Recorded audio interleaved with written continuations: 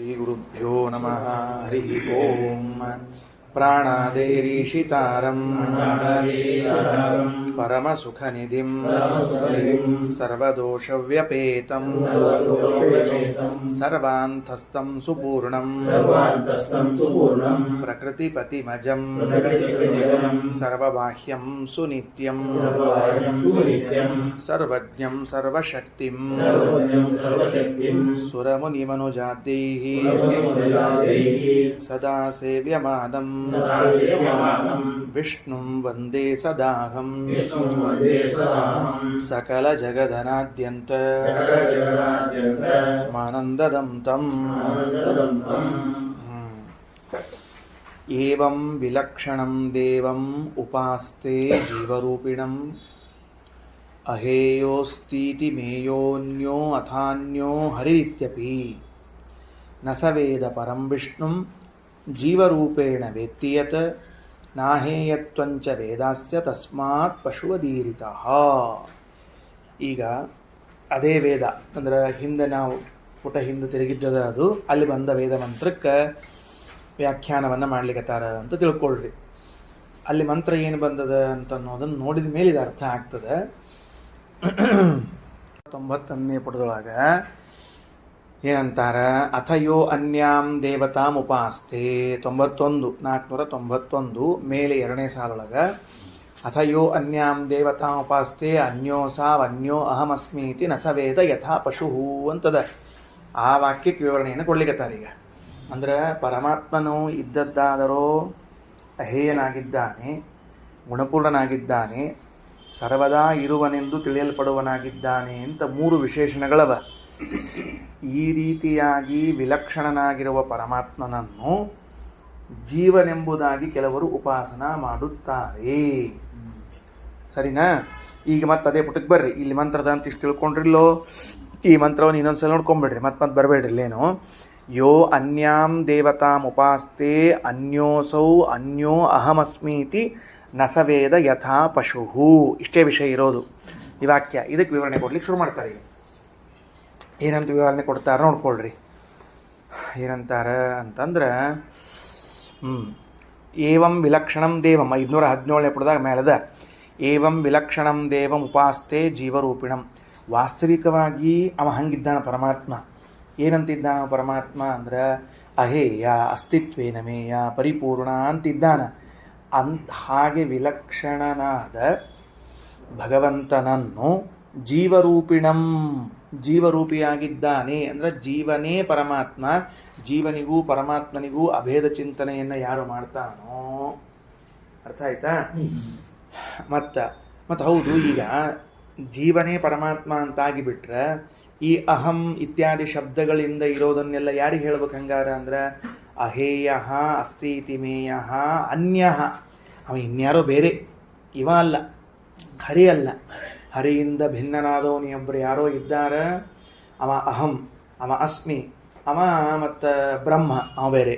ಇವೇನು ವಿಷ್ಣು ಇದ್ದಾನಲ್ಲ ಇವ ಜೀವ, ಜೀವನಿಂದ ಅಭಿನ್ನನಾದವನು ಇವನು. ಅಹಂ ಬ್ರಹ್ಮಾಸ್ಮಿ ಅನ್ನೋನು ಬೇರೆಯವನು ಅಂತ ಹೇಳಿ ಭಗವಂತನನ್ನು ಜೀವನೆಂಬುದಾಗಿ ಯಾರು ಉಪಾಸನೆ ಮಾಡ್ತಾರೋ, ಗುಣಪೂರ್ಣತ್ವಾದಿ ವಿಶಿಷ್ಟನಾದವನು ಭಗವಂತನಲ್ಲ ಭಿನ್ನ ಅಂತ ಯಾರು ಉಪಾಸನೆ ಮಾಡ್ತಾರೋ ಅವನು ಯಾರು ಅಂದರೆ ಹೇಳ್ತಾರೆ ನ ಸ ವೇದ ಪರಂ ವಿಷ್ಣುಂ. ಅವನು ನಿಜವಾಗಿಯೂ ಸರ್ವೋತ್ತಮನಾದ ಪರಮಾತ್ಮನನ್ನು ತಿಳಿದಿಲ್ಲ. ಯಾಕ? ಜೀವರೂಪೇಣ ವೇತ್ಯತ್. ಯಾಕೆಂದರೆ ಅವನನ್ನು ಜೀವರೂಪದಿಂದಾಗಿ ತಿಳಿದಿದ್ದಾನೆ. ಜೀವರೂಪದಿಂದ ತಿಳಿದ್ರೆ ಏನು ತಪ್ಪಾಯಿತು ಅಂದ್ರೆ ನ ಅಹೇಯತ್ವಂಚ ವೇದ, ಅಹೇಯತ್ವವನ್ನು ತಿಳಿದಂತೆ ಆಗಲಿಲ್ಲ. ಯಾಕ? ಜೀವರೂಪದಿಂದ ತಿಳಿದದ್ದು ಅಂದರೆ ಹೇಯತ್ವವನ್ನು ತಿಳಿದಂತೆ, ಅಹೇಯತ್ವವನ್ನು ತಿಳಿದಂತೆ ಆಗಿಲ್ಲ. ಅಸ್ಯ ತಸ್ಮಾತ್ ಪಶುವದೇರಿತಃ. ಈ ಭಗವಂತನ ಅಹೇಯತ್ವವನ್ನು ತಿಳಿದಿಲ್ಲವಾದ್ದರಿಂದಾಗಿ ಅವನನ್ನು ಪಶು ಎಂದು ವ್ಯವಹಾರ ಮಾಡಬೇಕು. ವೇದವು ಯಾವ ವ್ಯಕ್ತಿಯನ್ನು ಪಶು ಅಂತ ಕರೀಲಿಕ್ಕತ್ತದ ಅಂತ ನೋಡ್ಕೊಳ್ರಿ. 3 ಅಂಶ ಸೇರಿಸ್ಕೊಂಡಾರ. ಇವಾಗ ಒಂದೊಂದು ಬಿಡಿಸ್ಕೋಬೇಕಾಗ್ತದೆ ನಾವು. ಮೊದಲನೇದ್ದು, ಇಷ್ಟೆಲ್ಲ ಗುಣಗಳಿಂದ ವಿಶಿಷ್ಟನಾದವನು ಪರಮಾತ್ಮ. ಆ ವಿಲಕ್ಷಣನಾದ ಪರಮಾತ್ಮನನ್ನು ಜೀವರೂಪ, ಜೀವ ಅಂತ ತಿಳ್ಕೊಂಡ. ಮೊದಲನೇ ತಪ್ಪು.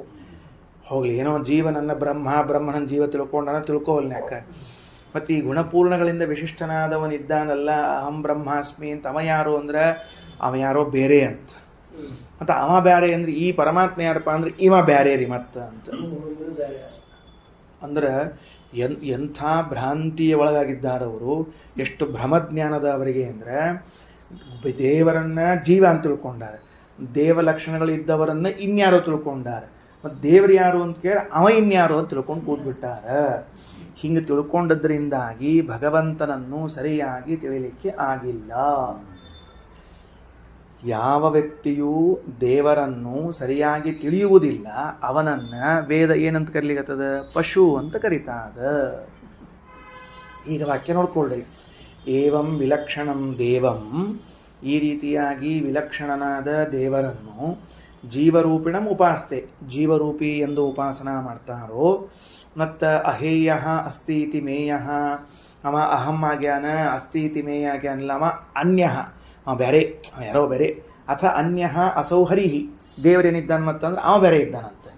ಇದ್ದಾನೆ ಅಂದ್ರೆ ಅವ್ರ ಪ್ರಕಾರ ಏನು ಅಂದರೆ, ಒಂದ ರುದ್ರದೇವರು ಅಥವಾ ಬ್ರಹ್ಮದೇವರು, ಇನ್ಯಾರು ತಮ್ಮ ದೇವತೆಗಳಿದ್ದಾರೆ, ಅವರು ಅಹಂ ಬ್ರಹ್ಮ ಅಸ್ಮಿ ಆಗ್ಯಾರ, ವಿಷ್ಣು ಅಲ್ಲ. ಈ ವಿಷ್ಣು ಏನಾಗ್ಯಾನ? ಜೀವನೇ ಆಗ್ಯಾನ, ಜೀವನಿಂದ ಅಭಿನ್ನನಾಗಿದ್ದಾನೆ ಅಂತ ವಿಚಾರ ಮಾಡ್ರಿ. ಇದು ವೇದ ನಿರಾಕರಣೆ ಮಾಡ್ಲಿಕ್ಕತ್ತದ, ಬೈಲಿಕ್ಕತ್ತದ, ಅದೆಲ್ಲ ಬೇರೆ ವಿಷಯ. ಅಂತೂ ವೇದ ಕಾಲದಲ್ಲೂ ಕೂಡ ಅದ್ವೈತ ದರ್ಶನ ಇತ್ತು ಅನ್ನೋದು ಕಂಡು ಬರ್ತದೆ. ಅದ್ವೈತ ದರ್ಶನವೇ ಮೊದಲಾದ ದರ್ಶನಗಳೆಲ್ಲವೂ ಇದ್ದವು ಅಂತ. ಇಲ್ಲದೇ ಇದ್ರೆ ವೇದ ಅದನ್ನು ತಗೊಂಡು ಅಂದರೆ ಅದನ್ನು ಉಲ್ಲೇಖ ಮಾಡಿ ಇದು ತಪ್ಪು ನಿರಾಕರಣೆ ಹೆಂಗೆ ಮಾಡ್ಲಿಕ್ಕೆ ಬರ್ತದೆ? ಅನಾದಿ ಕಾಲದಿಂದಲೂ ಈ ಅದ್ವೈತ ದರ್ಶನವೇ ಮೊದಲಾದ ಎಲ್ಲ ದರ್ಶನಗಳು ಇದ್ದವು. ಇದ್ದದ್ದಕ್ಕೇನೆ ವೇದದಲ್ಲಿ ಅಲ್ಲಲ್ಲಿ ಉಲ್ಲೇಖ ಬರ್ತದೆ. ಆ ದರ್ಶನಗಳು ಯಾಕೆ ಇದ್ದವು ಅಂದರೆ ಅದನ್ನು ಅಧ್ಯಯನ ಮಾಡೋರು ಇದ್ರು ಅಂತ ಅರ್ಥ. ಅಂದರೆ ಅವತ್ತಿಗೂ ಇವತ್ತಿಗೂ ಎಲ್ಲ ದರ್ಶನಗಳನ್ನು ಓದೋರು, ದ್ವೈತ ದರ್ಶನ, ವಿಶಿಷ್ಟಾದ್ವೈತ ದರ್ಶನ, ಅದ್ವೈತ ದರ್ಶನ, ಸಾಂಖ್ಯ, ಬೌದ್ಧ ಎಲ್ಲ ಓದೋರು ಅವತ್ತಿಗೂ ಇವತ್ತಿಗೂ ಇದ್ದಾರೆ. ಸರಿ, ಅದು ಮಾರ್ಕೆಟ್ ಒಳಗೆ ವಸ್ತು ಎಲ್ಲಿ ತನಕ ಇರ್ತದೆ ಅಂತ ಹೇಳಿದ್ರೆ ಕೊಂಡ್ಕೊಳ್ಳೋರಿರೋ ತನಕ ಇರ್ತದೆ. ಅದೇ ಕೊಂಡ್ಕೊಳ್ಳೋರಿರೋ ತನಕ ಇರ್ತದೆ, ಅಷ್ಟೇ ಕೆಲಸ. ಸರಿ ಆಯ್ತಾ? ಅದಕ್ಕೆ ನಸವೇದ ಪರಂ ವಿಷ್ಣು, ಹಿಂಗೆ ತಪ್ಪು ತಿಳುವಳಿಕೆ ಇದ್ದದ್ದರಿಂದ ಭಗವಂತನ ಸರ್ವೋತ್ತಮತ್ವ ಜ್ಞಾನ ಅವನಿಗಾಗಲಿಲ್ಲ. ಯಾಕಂದ್ರೆ ಜೀವರೂಪೇಣ ವೇತ್ತೀಯತ, ಜೀವ ಅಂತ ತಿಳ್ಕೊಂಡು ಕೂತಾನ. ಇದರ ಪಾಪ ದುರ್ಬಲ, ಇದರ ಅಸ್ವತಂತ್ರ, ಒದ್ದಾಡ್ತದೆ. ಏನರ ಅದಕ್ಕೊಳ್ಳಿ ವಿಲಿ ವಿಲಿ ಎಂದು ಹೋಗ್ತದೆ. ಇದಕ್ಕರ ಕೈ ಹತ್ವಲ್ತು, ಕಾಲಿಗೆ ಹತ್ವಲ್ತು. ಅಂಥದ್ದು ಇವನು ಒಯ್ದು ದೇವರು ಅಂತ ಮಾಡಿ ಕೂರಿಸಿದ್ರೆ ಶಂಕ ಚಕ್ರ ಎಲ್ಲ ಕೊಡಿಸಿ ಜೀವರೂಪೇಣ ವೇತ್ತಿ ಅಂತ ಆದಮೇಲೆ ಜೀವರೂಪದಿಂದ ಪರಮಾತ್ಮನ ತಿಳ್ಕೊಂಡಾಗ ಅವನ ವಾಸ್ತವಿಕ ರೂಪವನ್ನು ತಿಳ್ಕೊಳ್ಳಿಕ್ಕಾಗಲಿಲ್ಲ. ಅಹೇಯತ್ವ ನಾಹೇಯತ್ವಂ ಚ, ಅದು ನೋಡ್ರಿ ವಾಕ್ಯದೊಳಗೆ, ನ ಅಹೇಯತ್ವಂ ಚ ವೇದ, ವೇದ ಅಂದ್ರೆ ತಿಳಿಯುವುದು ಅಂತ ಅರ್ಥ. ನ ವೇದ ಅಂದ್ರೆ ತಿಳಿಯಲಿಲ್ಲ, ನ ಸೇರಿಸ್ಕೊಂಡು ಹಚ್ಕೋಬೇಕು. ಅಹೇಯತ್ವಂಚ ನ ವೇದ, ಭಗವಂತನಿಗಿರುವಂಥ ನಿಜವಾದ ಅಹೇಯತ್ವವನ್ನು ತಿಳಿಯಲಿಲ್ಲ. ತಸ್ಮಾತ್ ಆಗ ಅವನನ್ನು ಏನು ಕರಿಬೇಕು ಅಂದರೆ ಪಶು, ಅದು ಈ ರೀತ ಪಶು ಪಶು ಅಂತ ಕರೆಯಬೇಕು. ಅಂದ್ರೆ ಅದಕ್ಕೆ ಹೆಂಗೆ ಜ್ಞಾನ ಇರಂಗಿಲ್ಲ ಪಶುಗ, ಹಂಗೆ ಅಂತ ಹೇಳ್ಯಾರ. ಇನ್ನು ದೇವಾನಾಂ ಪಶುವಚ್ಚಾಸೌ ಯೋ ವೇದ ಅಹೇಯ ರೂಪಿಣಂ. ಹೌದು ಸ್ವಾಮಿ, ಈಗ ತಿಳಿದಿಲ್ಲ ಅವನನ್ನು ಪಶು ಅಲ್ಲಿಗೆ ತಿಳಿದವ ಇದ್ದಾನಲ್ಲ, ಅವನಿಗೇನು ಅನ್ಬೇಕು? ಪರಮಾತ್ಮನೇ ಅಹೇಯನಾಗಿದ್ದಾನೆ, ಗುಣಪೂರ್ಣನಾಗಿದ್ದಾನೆ, ಯಾವಾಗಲೂ ಇದ್ದವನು ಎಂದು ತಿಳಿಯಲ್ಪಟ್ಟವನಾಗಿದ್ದಾನೆ ಅಂತ ತಿಳಿತಾರಲ್ಲ ವ್ಯಕ್ತಿಗಳು.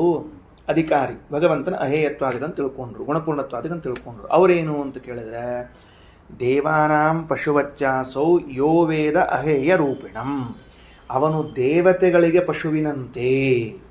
ಅರೆ ಮತ್ತು ಇವಂಗೂ ಪಶು ಅಂತ ಬರ್ತೀರಿ, ಅವಂಗೂ ಪಶು ಅಂತ ಬೈತಿರಲ್ಲ, ಕರಿತಿರಲ್ಲ ಅಂದ್ರೆ ಎರಡು ವ್ಯತ್ಯಾಸವರಿ, ಎರಡು ವ್ಯತ್ಯಾಸವ. ದನ ದನ ಅಂತ ಬೈತಿರ್ತಾರೆ ಮನೆಯೊಳಗೆ.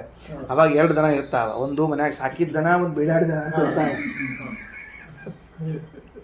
ಆಯಿತು, ದೇವಾನಾಂ ಪಶುವಚ್ಚಾಸೌ, ದೇವತೆಗಳಿಗೆ ಪಶು ಅಂದ್ರೆ ಏನು? ಈಗ ಅದಕ್ಕೆ ಹಿಂಗೆ ಅರ್ಥ. ಈ ಸುಮ್ಮನೆ ತಿಳ್ಕೊಳ್ಳಿಕ್ಕೆ ಹೇಳೋಣಂತ, ಒಂದು ದೃಷ್ಟಾಂತ ತಗೋಣಂತ. ಯಜ್ಞಗಳಲ್ಲಿ ದೇವತೆಗಳಿಗೋಸ್ಕರ ಪಶುವನ್ನು ತ್ಯಾಗ ಮಾಡೋ ಕ್ರಮ ಅದ. ಬಲಿಪಶು ಅಂತ ಇರ್ತಿತ್ತು ತಿನ್ನಕ್ಕೆಲ್ಲ ಮಾಡ್ಯಾರ. ಆವಾಗವಾಗ ಈಗ ಉದಾಹರಣೆಗೆ ಅಶ್ವಮೇಧ ಯಾಗವನ್ನು ತೆಗೆದುಕೊಂಡ್ರೆ, ಅಶ್ವಮೇಧ ಯಾಗದಲ್ಲಿ ಕುದುರೆಯನ್ನು ಯಾಗೋದ್ದೇಶಕವಾಗಿ, ದೇವತೋದ್ದೇಶಕವಾಗಿ ಆ ಕುದುರೆಯನ್ನು ಬಿಡ್ತಿದ್ರು.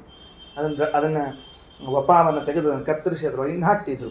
ಆಮೇಲೆ ಆ ಯಾಗೋದ್ದೇಶವನ್ನು ಮಾಡಿದಾಗ ಆ ಉದ್ದೇಶದಲ್ಲಿ ಪಶುವನ್ನು ದೇವತೆಗಳಿಗೆ ಒಪ್ಪಿಸಿದಾಗ ಹೇಗೆ ದೇವತೆಗಳು ಆ ಪಶುವಿನ ಮೇಲೆ ಸಂತಸ ಪಡ್ತಿದ್ರು, ಛಲ ಆಯಿತು ಅಂತಂತಿದ್ರು, ಹಾಗೆ ಪಶುವಿನಂತೆ ಯಾರು ಭಗವಂತನ ಗುಣಪೂರ್ಣತ್ವಾದಿಗಳನ್ನು ತಿಳ್ಕೊಂಡಾರೋ ಆ ದೇವತೆಗಳಿಗೆ ಪ್ರಿಯನಾಗುತ್ತಾನೆ.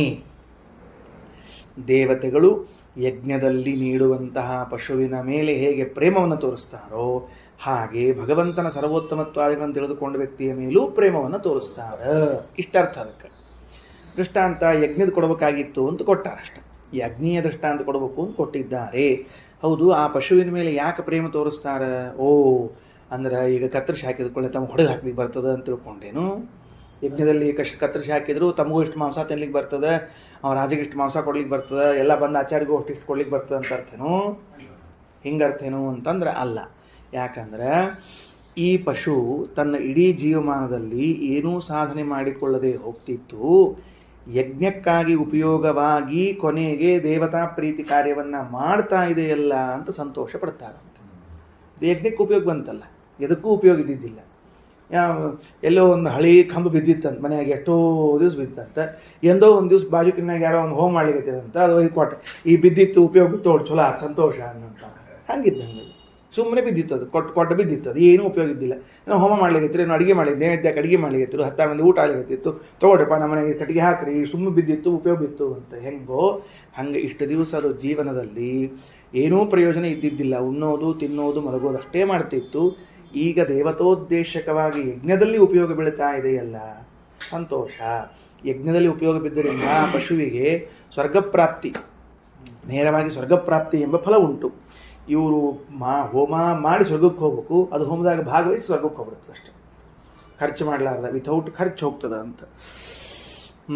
ಆಯಿತು. ಆಮೇಲೆ ಅದಕ್ಕೆ ಅಂತಾರೆ ದೇವಾನಾಂ ಪಶುವಚ್ಚಾಸೋ ಯೋ ವೇದಾಹೇ ರೂಪಿಣಂ ಪಶವೋ ಬಹವೋ ಯದ್ವತ ಪುರುಷಂ ಭೋಜಯಂತ್ಯುತ. ಈಗ ಅದರ ಮೇಲೆ ಮತ್ತೊಂದು, ಇದು ಮೊದಲನೇದ್ದು ಪಶುವಿನಂತೆ ಪ್ರೀತಿ ಅಂತ ಹೇಳಿದ ಮೇಲೆ ಇನ್ನೂ ಹೆಚ್ಚಿನ ಪ್ರೀತಿ ಇದೆ ಅಂತ ತಿಳಿಸ್ಲಿಕ್ಕೆ ಹೊರಟಾರೆ. ಈಗ ಮನೆಯಲ್ಲಿ ಒಂದು ಆಕಳಿತ್ತು ಅಂತ ಇಟ್ಕೊಳ್ರಿ. ಒಂದು ಆಕಳಿದ್ದಾಗ 1-2 ಲೀಟ್ರ್ ಹಾಲು, ಒಂದಿಷ್ಟು ಮೊಸರು, ಒಂದಿಷ್ಟು ಬೆಣ್ಣೆ ಮನೆ ಪೂರ್ತಿಗೆ ಬರ್ತಿರ್ತದೆ. 10 ಆಕಳು ಮನೆಯಾಗಿದ್ದು ಬಿಟ್ರೆ ಏನು ಸಮೃದ್ಧಿ. ಕೆಲವು ಅಂತಿರ್ತಾರಲ್ಲ, ಅವ್ರು ಹಾಲು ಮೊಸರನ್ನ ಕೈ ತೊಕ್ಕೋತಿದ್ರಿ ಮನೆಯಾಗಿದ್ದಾಗ ಅಂತ ತಿಳ್ಕೊಂಡು ಹೇಳ್ತಿರಂಗಿಲ್ಲ. ಪಶುಗಳಿದ್ದಾಗ ಇನ್ನೂ ಹೆಚ್ಚಿನ ತೃಪ್ತಿ ಆಗ್ತದೆ. ಪಶವಃ ಬಹವಃ ಯದ್ವತ್ ಪುರುಷಂ ಭೋಜಯಂತ್ಯುತ ತತ್ವಜ್ಞ ಪುರುಷ ತದ್ ಏಕೋಪಿ ಬಹುಗಾ ಯಥಾ. ಹಂಗೆ ತತ್ವಜ್ಞಾನಿಯಾದ ಪುರುಷನು ಒಬ್ಬನೇ ಇದ್ದರೂ ಅನೇಕ ಆಕಳುಗಳ ಇದ್ದಂತೆ. ನನ್ನ ಮನೆಯಲ್ಲಿ ಅನೇಕ ಆಕಳುಗಳು ಇದ್ದಾಗ ಅದರಿಂದ ಬರುವಂತಹ ಉತ್ಪನ್ನಗಳು ಗವ್ಯ ಪಂಚಗವ್ಯ ಅಲ್ಲ, ಗವ್ಯ ಗೋ ಉತ್ಪನ್ನವಾಗಿರುವಂತಹ ಹಾಲು ಮೊಸರುಗಳು ಬೆಣ್ಣೆ ತುಪ್ಪಗಳಿಂದ ಮನೆಯಲ್ಲಿದ್ದವರೆಲ್ಲರೂ ಸಮೃದ್ಧರಾಗಿರುವಂತೆ ಒಬ್ಬ ತತ್ವಜ್ಞಾನಿ ದೇವತೆಗಳಿಗೆ ಎಷ್ಟು ಪ್ರೀತಿ ಪಾತ್ರನಾಗಿದ್ದಾನೆಂದರೆ ಮನೆಯಲ್ಲಿ ಅನೇಕ ಪಶುಗಳಿದ್ರೆ ಎಷ್ಟು ಪ್ರೀತಿ ಪಾತ್ರವೋ ಅಷ್ಟು ಪ್ರೀತಿಗೆ ಪಾತ್ರನಾಗಿದ್ದಾನೆ. ಹಿಂಗೆ ದೃಷ್ಟಾಂತ ಕೊಟ್ಟಾರ. ದೇವಾನ್ ಭೋಜಯತಿ, ದೇವತೆಗಳಿಗೆ ಊಟಕ್ಕೆ ಹಾಕ್ತಾನಂತ. ಹೆಂಗ? ಜ್ಞಾನ ಸಂಪತ್ಯ, ಜ್ಞಾನವೆಂಬ ಸಂಪತ್ತಿನಿಂದ ದೇವತೆಗಳಿಗೆ ಒಳ್ಳೆ ಊಟಕ್ಕೆ ಹಾಕ್ತಾನೆ. ವಿಷ್ಣು ಸಂಶ್ರಯಾತ, ಏನದು? ಅದು ಯಾವ ಜ್ಞಾನ ಸಂಪತ್ತಿ? ಭಗವಂತನನ್ನು ಆಶ್ರಯಿಸಿಕೊಂಡಿರುವುದು. ಭಗವಂತನನ್ನು ಆಶ್ರಯಿಸಿಕೊಂಡಿರುವುದು ಅಂದರೆ ಭಗವಂತನ ಭಕ್ತನಾಗುವುದು. ಆಯ್ತಾ? ಸ್ವೀಕಾರೇತು ಪಶೋ ಪ್ರೀತಿ ಏಕಸ್ಯಾಪಿ ಭವಿಷ್ಯತಿ ಬಹೂನಾಂ ಹಿ ಗವಾಂ ಲಾಭೆ ಪರಾಪ್ರೀತಿಶ್ಚ ಕಿಂ ಪುನಃ. ಅಲ್ರಿ, ಮನೆಯಲ್ಲಿ ಏನೂ ಇದ್ದಿದ್ದಿಲ್ಲ, ಅಂಥವು ಒಂದು ಆಕಳ ದಾನ ಕೊಟ್ಟರೆ ಭಾಳ ಸಂತೋಷ ಆಗ್ತದೆ. ಹಬ್ಬ ಅಡ್ಡಿ ಇಲ್ಪ, ಒಂದು ಆಕಳು ಬಂತು ಮನೆಗೆ, ಇನ್ನೆಲ್ಲ ಅನುಕೂಲ ಆಗ್ತದೆ ಅಂತ ಒಂದು ಆಕಳು ಬಂದ್ರೆ ಸಂತೋಷ ಆಗ್ತಿದ್ರೆ, ಬಹೂನಾಂ ಗವಾಂ ಲಾಭೆ, ಬಹಳಷ್ಟು ಆಕಳು ಸಿಕ್ಕರೆ ಏನು ಕೇಳ್ತಾರೆ ಎಲ್ಲರ? ಪರಾಪ್ರೀತಿಶ್ಚ, ಬಹಳ ಪ್ರೀತಿ ಆಗ್ತದೆ. ಕಿಂ ಪುನಃ ತಸ್ಮಾತ್ ಸುಬಹುಗೋರೂಪೇ ದೇವಾನಾಂ ತತ್ವವೇದಿನಿ ಭವೇದಭ್ಯಧಿಕಾ ಪ್ರೀತಿ. ಅದಕ್ಕೆ ಸುಬಹುಗೋರೂಪೇ, ಬಹಳಷ್ಟು ಆಕಳಿನ ರೂಪವುಳ್ಳವನು. ಯಾರು? ದೇವತೆಗಳ ವಿಷಯದಲ್ಲಿ. ತತ್ವವೇದಿನಿ, ತತ್ವಜ್ಞಾನಿ, ಒಬ್ಬ ಅಪರೋಕ್ಷ ಜ್ಞಾನಿ. ಒಬ್ಬ ತತ್ವಜ್ಞಾನಿ ಇದ್ದ ಅಂದರೆ ಅವನು ಅನೇಕ ಗೋವುಗಳ ರೂಪದಲ್ಲಿ ಇದ್ದವನು. ನೋಡ್ರಿ, ಈಗ ಎಷ್ಟು ಚಂದ ಆತು ಅಂದರೆ, ಒಬ್ಬ ವಸಿಷ್ಠರು, ವಿಶ್ವಾಮಿತ್ರರು, ಒಬ್ಬ ಕಶ್ಯಪರು, ಯಾರ್ಯಾರು ಅಪರೋಕ್ಷೀಕೃತ ಶ್ರೀಶಃ ಅಂತ ಹೇಳಿಕೊಂಡವರಿದ್ದಾರೆ ಲೋಕದಲ್ಲಿ ಜ್ಞಾನಿ ವರೇಣ್ಯರು, ಅವರೆಲ್ಲರೂ ಕೂಡ ಏನಾಗಿಬಿಟ್ರಿ ಈಗ ಅಂದರೆ ದೇವತೆಗಳಿಗೆ ಬಹುಗೋ ಸಂಪತ್ತಿನಂತೆ ಅವರಿಗೆ ಪ್ರೀತಿಪಾತ್ರರು, ಬಹುಗೋ ಸಂಪತ್ತಿನಂತೆ ಪ್ರೀತಿಪಾತ್ರರು. ಒಂದು ಆಕಳವೇ ನಮಗೆ ಅನುಗ್ರಹ ಮಾಡಲಿಕ್ಕೆ ಕಾಮಧೇನು ಅಂತ ಕರೆಸ್ಕೊಳ್ಳೋದಾದ್ರೆ ಬಹುಗೋ ಸಂಪತ್ತಿನಂತೆ ಇದ್ದವರು ಜ್ಞಾನಿಗಳು ಅಂದರೆ ಎಷ್ಟು ಕಾಮಧೇನು ಆದರೂ ಎಷ್ಟು ದೇವತೆಗಳಿಗೆ ಪ್ರೀತಿಪಾತ್ರರಾಗಿದ್ದಾರೆ, ಅವರೆಲ್ಲ ನಮಗೆ ಹೆಂಗೆ ಅನುಗ್ರಹ ಮಾಡ್ತಾರೆ. ಅದಕ್ಕೆ ಅವರ ವೃಂದಾವನ ಪ್ರದಕ್ಷಿಣೆಗಳು, ಆಮೇಲೆ ಅವರ ಆರಾಧನೆ ಪೂಜಾ ಇವೆಲ್ಲ ಮಾಡ್ತಕ್ಕದ್ದು. ಭವೇದ್ ಅಭ್ಯಧಿಕಾ ಪ್ರೀತಿ, ದೇವತೆಗಳೆಲ್ಲ ಬಹಳ ಪ್ರೀತಿ ಮಾಡ್ತಾರಂತೆ. ಯಾಕೆ? ವಿಷ್ಣು ಅಹೇಯತ್ವ ವೇದನಾತ್, ಭಗವಂತನ ಅಹೇಯತ್ವವನ್ನು ತಿಳಿದುಕೊಂಡಿದ್ದಾರೆ ಎನ್ನುವುದಕ್ಕೆ ಅಷ್ಟು ಪ್ರೇಮವನ್ನು ಮಾಡ್ತಾ ಇದ್ದಾರೆ. ಸರಿ ಆಯ್ತಾ? ಭವೇದಭ್ಯಧಿಕಾ ಪ್ರೀತಿ ವಿಷ್ಣು ಅಹೇಯತ್ವ ವೇದನಾತ್. ಸರಿ ಆಯಿತು. ಅಂದ್ರೆ ದೇವತೆಗಳಿಗೂ ನಮಗೂ ಇರುವ ಸಂಬಂಧವನ್ನು ಬೆಳಗ್ಗೆ ಕೊನೆಯ ವಾಕ್ಯದಲ್ಲೂ ಇವತ್ತಿನ ಪ್ರಾರಂಭದ ವಾಕ್ಯದಲ್ಲೂ ತಿಳ್ಕೊಂಡಿದ್ದೇವೆ. ಏನು ತಿಳ್ಕೊಂಡಿದ್ದೇವೆ? ಯಾವ ವ್ಯಕ್ತಿ ಭಗವಂತನ ಅಹಂ ಬ್ರಹ್ಮಾಸ್ಮಿ ಅನ್ನೋ ವಿಷಯವನ್ನು ತಿಳಿದುಕೊಳ್ಳಿಕ್ಕೆ ಹೋಗ್ತಾನೋ ಹಾಗೆ ಜ್ಞಾನ ಮಾಡಿಕೊಳ್ಳುವ ವ್ಯಕ್ತಿಯಲ್ಲಿ ದೇವತೆಗಳು ಯಾವ ವಿಘ್ನವನ್ನೂ ಮಾಡುವುದಿಲ್ಲ. ಸಮರ್ಥರಾಗಿದ್ದರೂ ವಿಘ್ನ ಮಾಡಬೇಕೆಂದು ಇಚ್ಛೆ ಪಡುವುದಿಲ್ಲ. ಯಾಕಂದರೆ ಇವನು ಯಾರನ್ನು ಗುಣಪೂರ್ಣ, ಯಾರನ್ನು ಅಹೇಯ, ಯಾರನ್ನು ನಿತ್ಯ ಅಸ್ತಿತ್ವೇನ ಮೇಯ ತಿಳ್ಕೊಳ್ಳಿಕ್ಕೆ ಹೊರಟಾನ, ನಮ್ಮ ಸ್ವಾಮಿಯಾಗಿದ್ದು ನಮ್ಮಲ್ಲಿ ಇದ್ದು ನಮ್ಮನ್ನು ಸದಾ ಪ್ರೇರಣೆ ಮಾಡುವಂಥ ಭಗವಂತ, ನಮಗೆ ಅತಿ ಪ್ರೀತಿ ಪಾತ್ರನಾದ ಭಗವಂತನ ವಿಷಯವನ್ನು ತಿಳ್ಕೊಳ್ಳಿಕ್ಕೆ ಹೊಂಟಾನಂದಮೇಲೆ ಜೀವನದಲ್ಲಿ ನಾವು ಅವನಿಗೆಂದೂ ವಿರೋಧವನ್ನು ಮಾಡುವುದಿಲ್ಲ ಅಂತ ವಿರೋಧ ಮಾಡದೇ ಇದ್ದಂತೆ, ನಮಗೆ ಅಮಂಗಳವಾಗದೇ ಇದ್ದಂತೆ ನೋಡಿಕೊಳ್ಳುತ್ತಾರೆ. ಕಾರಣ ತಮ್ಮ ಸ್ವಾಮಿಯಾದ ಹರಿನ ತಿಳ್ಕೊಂಡಿದ್ದಾರೆ ಅನ್ನೋದಕ್ಕೆ ಒಂದು. ಎರಡನೇದು ಈ ಸಂಬಂಧ ಹೇಳ್ತಾರೆ. ಎರಡನೇದು, ಅಂತಹ ಜ್ಞಾನಿಗೆ ಎಷ್ಟು ಪ್ರೀತಿ ಮಾಡ್ತಾರೆ ಇವರು ದೇವತೆಗಳು ಅಂದರೆ, ಅನೇಕ ಪಶುಗಳು ಒಬ್ಬನ ಮನೆಯಲ್ಲಿ ಇದ್ದು ಅವನಿಗೆ ಎಷ್ಟು ಸಂತೋಷವಾಗ್ತದೋ ಅಷ್ಟು ಸಂತೋಷ ಪಡುವಂತೆ ಇವನನ್ನು ಪ್ರೀತಿ ಮಾಡ್ತಾರೆ ಅಂತ ಎರಡು ಭಾಗಗಳಲ್ಲಿ ಅಪರೋಕ್ಷ ಜ್ಞಾನಿಗಳಿಗೆ ದೇವತೆಗಳಿಗಿದ್ದ ಸಂಬಂಧವನ್ನು ತಿಳಿಸಿಕೊಟ್ಟಿದ್ದಾರೆ. ಇದು ಆಚಾರ್ಯರ ಉಪಕಾರ. ದೇವತೆಗಳು ಯಾಕೆ ಅನುಗ್ರಹ ಮಾಡ್ತಾರೆ, ದೇವತೆಗಳು ಯಾಕೆ ಪ್ರೀತಿ ತೋರಿಸ್ತಾರೆ ನಮ್ಮ ಮೇಲೆ ಅಂದರೆ ಇದಕ್ಕೆ ತೋರಿಸ್ತಾರೆ. ದೇವರನ್ನ ಸರಿ ತಿಳ್ಕೊಂಡವ್ರು ದೇವತೆಗಳಿಗೆ ಭಾರಿ ಪ್ರೀತಿ, ದೇವತೆಗಳ ಪ್ರೀತರಾಗಿ ಬಿಟ್ರು ಅಂದರೆ ಅನುಗ್ರಹಕ್ಕೆ ಕಾರಣ ಆಗ್ತದೆ. ನೋಡ್ರಿ ಎಷ್ಟು ರಹಸ್ಯ ವಿಷಯಗಳೆಲ್ಲ ವೇದದಲ್ಲಿ ಬಂದಿವೆ. ಸರಿ, ಮುಂದೆ ನಿತ್ಯಾಹೇಯಸ್ತಥೈವಾನ್ಯಃ ತದನ್ಯೋ ವಿಷ್ಣುರಿತ್ಯಪಿ ದೇವಾನಾಂ ಅಪ್ರಿಯಂ ಜ್ಞಾನಂ ನೈವಂ ವಿದ್ಯಾದತಃ ಪುಮಾನ್. ಇಷ್ಟು ಹೇಳಿ ಈಗ ಉಲ್ಟಾ ಏನು ಅಂದರೆ, ನಿತ್ಯದಲ್ಲೂ ಅಹೇಯನಾಗಿರುವನು ಬೇರೆ ಯಾರೋ, ದೇವರಲ್ಲವ. ಅನ್ಯಃ ವಿಷ್ಣು, ದೇವರಿನ್ಯಾರೋ. ದೇವರು ನಿತ್ಯ ಅಹೇಯನಾದವನಲ್ಲ, ನಿತ್ಯ ಅಹೇಯನಾದವನು ಇನ್ಯಾರೋ, ಬ್ರಹ್ಮ, ಇಂದ್ರ, ರುದ್ರ, ಗರುಡ ಇವರು ಯಾರೋ ಆಗಿದ್ದಾರ ಅನ್ನೋ ಜ್ಞಾನ ಏನದಲ್ಲ, ಇದು ದೇವಾನಾಂ ಅಪ್ರಿಯಂ ಜ್ಞಾನಂ. ದೇವತೆಗಳಿಗೆ ಸೇರೋದಿಲ್ಲ ಈ ಜ್ಞಾನ ಮಾಡಿಕೊಳ್ಳೋದು, ದೇವತೆಗಳು ಇದನ್ನು ಇಷ್ಟಪಡುವುದಿಲ್ಲ. ನೈವಂ ವಿದ್ಯಾದ್ ಅತಃ ಪುಮಾನ್, ಆದ್ದರಿಂದ ಪುರುಷನು ಅಂದರೆ ಅಧಿಕಾರಿಯು ಎಂದೂ ಕೂಡ ಅಂತಹ ಜ್ಞಾನವನ್ನು ಮಾಡಿಕೊಳ್ಳಬಾರದು. ಇನ್ನು ಮುಂದೆ ಏನಂತಾರೆ, ವಿಷ್ಣೋರಹೇಯತಾಂ ಚೈವ ನಿತ್ಯತ್ವಂ ಪೂರ್ಣತಾಮಪಿ. ಭಗವಂತನ ಅಹೇಯತ್ವವನ್ನು, ನಿತ್ಯತ್ವವನ್ನು, ಪೂರ್ಣತ್ವವನ್ನು ಯೋನ ವೇದ, ಯಾರು ತಿಳ್ಕೊಳ್ಳಿಲ್ಲ. ಯಶ್ಚ ಜೀವೈರೈಕ್ಯಂ ಹರೇರ್ವದೇತ್, ಜೀವನಿಗೂ ಪರಮಾತ್ಮನಿಗೂ ಐಕ್ಯವನ್ನು ಹೇಳ್ತಾರೋ. ಯಶ್ಚ ಅಸತ್ಯಂ ಜಗದ್ಬ್ರೂಯಾತ್, ಜಗತ್ತು ಅಸತ್ಯ ಎಂದು ಹೇಳ್ತಾರೋ. ಸರ್ವೇತೆ ತಮಸಿ ಸ್ಫುಟಂ, ಅವರೆಲ್ಲರೂ ಅಂಧನ್ ತಮಸ್ಸಿನಲ್ಲಿ ಡೈರೆಕ್ಟ್ ಎಂಟ್ರಿ ಪಡಿತಾರೆ. ಎಂಟ್ರೆನ್ಸ್ ಎಕ್ಸಾಮ್ ಕೂಡ ಬೇಕಾಗಿಲ್ಲ ಅವರಿಗೆ. ಸರಿ ಆಯ್ತೇನ್ರಿ? ಮಜ್ಜಂತಿ ಸರ್ವ ವೇದೈರ್ಹಿ ಪೂರ್ಣೈಹಿ ಗುಣೈಹಿ ಸರ್ವೈಹಿ ಹರಿರೀರ್ಯತಃ ಪೂರ್ಣೋ ನಿತ್ಯಂ ಅಪೂರ್ಣಾಶ್ಚ ಜೀವಾಮುಕ್ತ ಅಪಿಸ್ಫುಟಂ ಅಂತ ಹೇಳ್ತಾ ಇದ್ದಾರೆ. ಏನಾಯಿತು ಅಂದರೆ, ಮಜ್ಜಂತಿ ಎನ್ನುವಂಥದ್ದು ಒಂದದ. ಅದೆಲ್ಲಿ ಬಂತು ಅಂದರೆ ತಮಸಿ ಸ್ಫುಟಂ ಮಜ್ಜಂತಿ ಅಂತದ. ಸರಿನಾ? ಅಲ್ಲೇನು ಮಾಡ್ಬೇಕು ನೀವೀಗ? ವಿಷಯ ಏನು ಬಂತು ಅಂದರೆ, ಯಾರು ಅಲ್ಲಿಗೆ ಮುಗಿಸಿವಿ ನಾವೀಗ. ಭಗವಂತನನ್ನು ನಿತ್ಯ ಅಹೇಯನಾದವನು ಅಂತ ತಿಳಿಯುವುದಿಲ್ಲ. ಅನ್ಯಃ ವಿಷ್ಣು, ಭಗವಂತ ಬೇರೆ ಇಮ ಬೇರೆ ಅಂತ ತಿಳ್ಕೋತಾನೋ, ಅದು ದೇವಾನಾಂ ಅಪ್ರಿಯಂ ಜ್ಞಾನಂ, ದೇವತೆಗಳಿಗೆ ಪ್ರಿಯವಲ್ಲದ ಜ್ಞಾನ. ಅದು ದೇವತೆಗಳಿಗೆ ಪ್ರಿಯವಲ್ಲದ ಜ್ಞಾನ. ಅದನ್ನು ಮಾಡ್ಕೋಬೇಡ್ರಿ. ಮತ್ತು ಯಾರು ಭಗವಂತನ ಅಹೇಯತ್ವವನ್ನು, ನಿತ್ಯತ್ವವನ್ನು, ಪೂರ್ಣತ್ವವನ್ನು ತಿಳಿಯುವುದಿಲ್ಲೋ, ಜೀವಬ್ರಹ್ಮರ ಐಕ್ಯವನ್ನು ತಿಳ್ಕೋತಾನೋ, ಜಗತ್ತಿನ ಅಸತ್ಯತ್ವವನ್ನು ತಿಳ್ಕೋತಾನೋ ಅವರೆಲ್ಲರೂ ಅಂಧಂತಮಸ್ಸಿನಲ್ಲಿ ಸ್ಫುಟಂ ಮಜ್ಜಂತಿ, ಮುಳುಗುತ್ತಾರೆ, ಅಂಧಂತಮಸ್ಸಿನಲ್ಲಿ ಮುಳುಗುತ್ತಾರೆ. ಇನ್ನು ವೇದೈ ಸರ್ವವೇದೈ ಗುಣೈ ಸರ್ವೈ ಈರ್ಯತಃ. ಮತ್ತು ಭಗವಂತ ಏನಾಗ್ಯಾನ ಅಂತಂದ್ರೆ ಎಲ್ಲ ಗುಣಗಳಿಂದ ಏನ್ರಿ ಸರ್ವವೇದಗಳಿಂದಲೂ ಸರ್ವಗುಣಪೂರ್ಣನಾಗಿದ್ದಾನೆ ಹರಿ ಎಂದು ಹೇಳಲ್ಪಟ್ಟಿದ್ದಾನೆ. ಭಗವಂತ ಗುಣಪೂರ್ಣ ಅಂತ ಹೇಳಲ್ಪಟ್ಟಾನೆ. ಇರಲಿ, ಪೂರ್ಣೋ ನಿತ್ಯಂ, ಬರೇ ಪೂರ್ಣ ಅಲ್ಲ, ನಿತ್ಯ ಆಗ್ಯಾನ. ಆಮೇಲೆ ಅಪೂರ್ಣಶ್ಚ ಜೀವಾ ಮುಕ್ತ ಅಪಿ ಸ್ಫುಟಂ, ಜೀವರು ಮತ್ತು ಅದು ಜೀವರಲ್ಲಿ ಸಂಸಾರದಲ್ಲಿದ್ದವರಾಗಲಿ ಅಮುಕ್ತರಾದವರಾಗಲಿ ಅವರು ಅಪೂರ್ಣರು ಎಂದು ಹೇಳಲ್ಪಟ್ಟಿದ್ದಾರೆ. ಇಷ್ಟು ವಾಕ್ಯ ಓದಿದ್ದೀವಿ ನಾವೀಗ. ಸ್ವಲ್ಪ ನಿಲ್ಲೋಣಂತೀಗ, ನಿಂತೇನು ಮಾಡೋಣ, ಇದು ಯಾಕೆ ದೇವತೆಗಳಿಗೆ ಅಪ್ರಿಯವಾದ ಜ್ಞಾನ ಆಯಿತು ಅಂತ ಒಂದು ವಿಚಾರ ಮಾಡೋಣ ಅಂತ. ಈಗ ನಾವೇನು ಮಾಡಿಬಿಟ್ವಿ, ವಾಕ್ಯ ಓದಿಬಿಟ್ವಿ. ಏನು ವಾಕ್ಯ ಓದಿ? ಹಿಂಗೆ ತಿಳ್ಕೊಬಾರ್ದು, ದೇವತೆಗಳ ಅಪ್ರಿಯ ಹೆಂಗೆ ತಿಳ್ಕೊಬಾರ್ದೆಲ್ಲ ಗೊತ್ತದ ನಮಗೆ, ತಿಳ್ಕೊಬಾರ್ದು. ಜೀವಬ್ರಹ್ಮ ಐಕ್ಯ ತಿಳ್ಕೊಬಾರ್ದು. ಆಮೇಲೆ ಗುಣಪೂರ್ಣನಾದವನು ಇನ್ಯಾರೋ, ದೇವರು ಇನ್ಯಾರೋ ಅಂತ ತಿಳ್ಕೊಬಾರ್ದು. ಜಗತ್ತು ಅಸತ್ಯ ಅಂತ ತಿಳ್ಕೊಬಾರ್ದು. ಹಿಂಗೆ ತಿಳ್ಕೊಳ್ಳೋದು ದೇವತೆಗಳಿಗೆ ಅಪ್ರಿಯವಾದದ್ದು ಅಂತದ. ಯಾಕೆ ದೇವತೆಗಳಿಗೆ ಅಪ್ರಿಯವಾಯಿತು ಅನ್ನೋ ಪ್ರಶ್ನೆ ಈಗ. ಯಾಕಂದ್ರೆ ಒಂದು ವಸ್ತು ಅಪ್ರಿಯ ಅಂತ ಅನಿಸಬೇಕಾದ್ರೆ ಏನೋ ಒಂದು ಕಾರಣ ಬೇಕಾಗ್ತದೆ. ವಿಥೌಟ್ ರೀಸನ್ನು ಇದು ಅಪ್ರಿಯ ಅಂತ ಹೇಳಿ ಬರೋದಿಲ್ಲ. ಅವನು ಮೊಸಳಿ ಕಂಡ್ರೆ ಆಗಂಗಿಲ್ಲ ರೀ ನನಗೆ ಅಂತ ಯಾರೋ ಅಂದ್ರೆ ಪಾಪ, ಏನು ಅಂಥದ್ದೇನಾಗಿದೆ, ಎಲ್ಲ ಅವ ಅಲ್ಲ, ಎಲ್ಲ ಕಣ್ಣು ಮೂಗೆಲ್ಲ ಅವ ಅಲ್ಲ ಅಂದ್ರೆ ಅವೆಲ್ಲ ಕೆಂಪಗೆ ಬೆಳ್ಳಗವರಿ ಒಳಗದ ನೋಡ್ರಿ ಅಂತ ಹಿಂಗೆ ಅದೊಂದೇನೋ ಕಾರಣ ಅದ. ಆ ಏನು ಕಾರಣ ಅಂತ ಅನ್ನೋದಾಗಿ ಬಿಟ್ರೆ ದೇವತೆಗಳಿಗೆ ಅಪ್ರಿಯ ಆಗ್ತದೆ.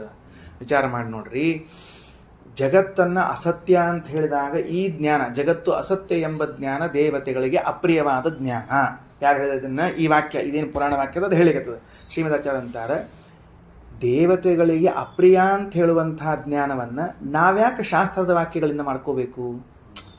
ಯಾವ ಜ್ಞಾನ ದೇವತೆಗಳಿಗೆ ಅಪ್ರಿಯ ಅಂತ ಹೇಳಿಕತ್ತದ ಅಂಥದ್ದನ್ನು ಶಾಸ್ತ್ರವಾಕ್ಯವನ್ನು ಹುಡುಕಿ ನೋಡಿ, ಇಲ್ಲಿ ಹಿಂಗೆ ಹೇಳಿದ್ದಕ್ಕೆ ಜಗತ್ ಸುಳ್ಳು, ಹಿಂಗೆ ಹೇಳಿದ್ದಕ್ಕೆ ಜಗತ್ ಸುಳ್ಳು, ಹಿಂಗ್ಯಾಕೆ ಹೇಳಿಕೊಂಡಿರಿ? ದೇವತೆಗಳು ಅಂತಂದಮೇಲೆ ಲೋಕದಲ್ಲಿ ಅವ್ರದ್ದೊಂದು ಇದು ಅದ, ಅವ್ರ ಬಗ್ಗೆ ಒಂದು ಅಭಿಪ್ರಾಯ ಇದೆ.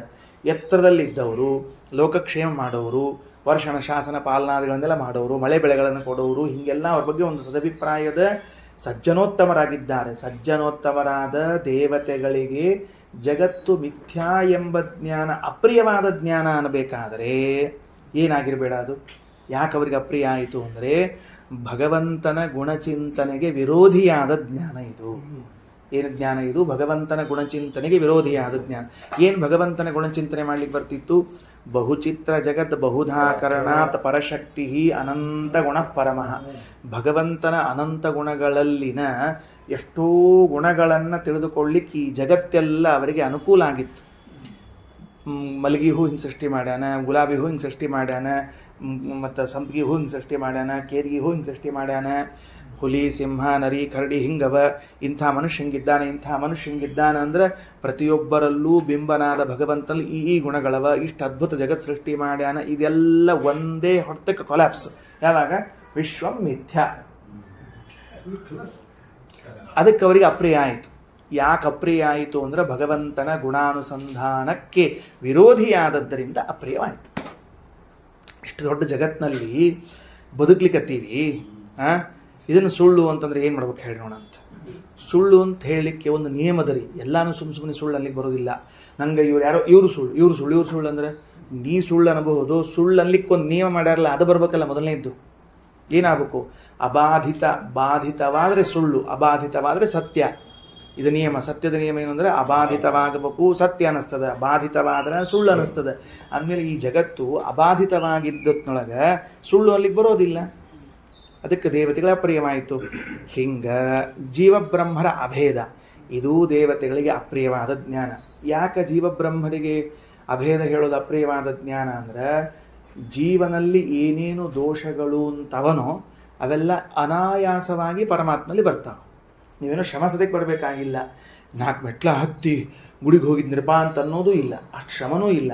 ಜೀವನಿಂದ ಅಭಿನ್ನನಾಗಿದ್ದಾನೆ ಪರಮಾತ್ಮ ಅಂದ್ಕೊಳ್ಳಿ. ಜೀವನಲ್ಲಿದ್ದ ಅಜ್ಞಾನ, ದುಃಖ, ದಾರಿದ್ರ್ಯ, ದೌರ್ಬಲ್ಯ, ಇಂದ್ರಿಯ ಚಾಪಲ್ಯ ಎಲ್ಲ ಪರಮಾತ್ಮನಲ್ಲಿ ತಾನಾಗಿ ಅಂಟ್ಕೊಂಡ್ಬಿಟ್ಟು ಅಂದರೆ 10 ಮಂದಿನ ಮೈಲಿಗೆ ಮಾಡೋ ಅವಶ್ಯಕತೆ ಇಲ್ಲ. ಅವ್ರು ಹಿಡ್ಕೊಂಡು ನಿಂತವನು ಒಬ್ಬನ ಮುಟ್ಟಿಬಿಟ್ರೆ ಸಾಕು, ಎಲ್ಲರ ಮೈಲಿಗೆ ಬರ್ತಾರೆ. ಅಥವಾ ಈ ಸ್ಟ್ಯಾಂಡ್ ಒಳಗೆ ಸೈಕಲ್ ನಿಲ್ಸಿರ್ತಾರೆ ನೋಡ್ರಿ, ಒಂದು ಸೈಕಲ್ ಬಿಡಿಸ್ಬಿಟ್ರೆ ಸಾಕಷ್ಟು ಎಲ್ಲ ಬಿದ್ದೋದು. ಅರ್ಥ ಆಯ್ತಾ? ಏನು ಜಗತ್ತು ಸತ್ಯ ಅಂತ ಹೇಳಿ ಸುಳ್ಳು ಅಂತ ಹೇಳಿದ್ರೆ ಅದಾಗ್ತದೆ. ಜೀವಬ್ರಹ್ಮರು ಅಭಿನ್ನ ಅಂದ್ರೆ ಜೀವನದಲ್ಲಿ ದೋಷವೆಲ್ಲ ಬರ್ತದೆ.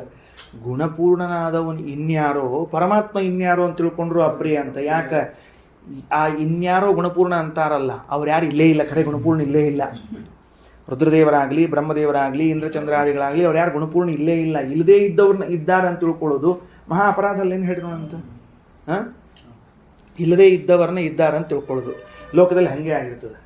ಯಾರು ಶ್ರೀಮಂತರಂಗೆ ನಾವು ಶ್ರೀಮಂತ ಅಂತ ತಿಳ್ಕೊಂಡು ಅವನ ಹತ್ರ ಹೋಗಿ ಕೇಳ್ಬಿಡೋದು, ಸಾಲ ಕೇಳ್ಬಿಡೋದು, ಸ್ವಲ್ಪ ಏನಾರು ಮಾಡಪ್ಪ ಅಂತ ತಿಳ್ಕೊಂಡು. ಅವ ಅಂತ ನಾನು ಹಿಂಗೆ ಹೇಳಿದ್ರು ನನ್ನ ಕಡೆ ಅವ ತಿಳ್ಕೊಂಡು ನಾನು ನಿನ್ನ ಜೊತೆಗೆ ಬರೋ ಇದ್ದೀನಿ ಅಂತ.